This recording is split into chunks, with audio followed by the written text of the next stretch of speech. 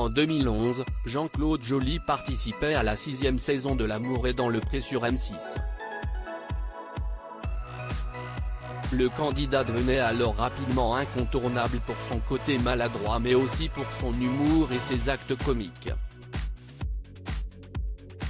Malheureusement, il n'aura plus l'occasion de faire rire.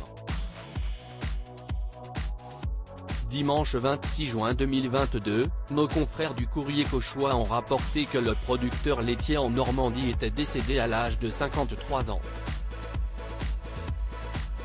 Il aurait été retrouvé pendu dans l'étable de sa ferme dans la nuit du vendredi 24 au samedi 25 juin. Pour l'heure, aucune information n'est venue expliquer ce geste de la part de l'agriculteur. On peut néanmoins rappeler que la difficulté de ce milieu et celle d'exercer son métier ont déjà causé de trop nombreux suicides ces dernières années. Les chiffres n'ont d'ailleurs jamais été aussi alarmants puisqu'on recense plus d'un suicide d'exploitant par jour en France.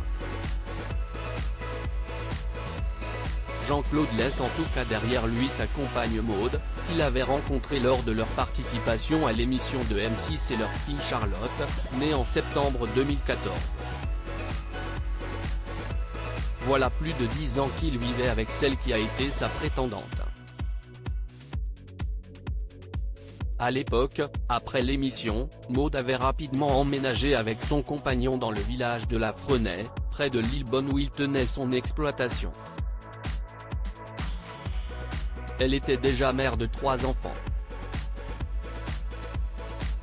Lors du bilan tourné en 2012, Jean-Claude faisait sa demande en fiançailles à Maude qui avait bien sûr dit oui. Ils formaient aux dernières nouvelles toujours un couple, malgré la condamnation pour violence conjugale dont a écopé Jean-Claude en 2016. Il avait été accusé par Maude de lui avoir donné un coup de pied, l'avoir bousculé ce qui a entraîné sa chute, expliquait Paris Normandie. FR. L'agriculteur était également poursuivi pour avoir violenté le fils âgé de 15 ans de sa compagne, en le saisissant fortement par le poignet.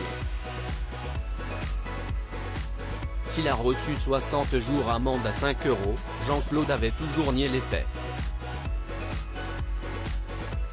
Il y a eu une dispute mais je ne l'aille pas taper.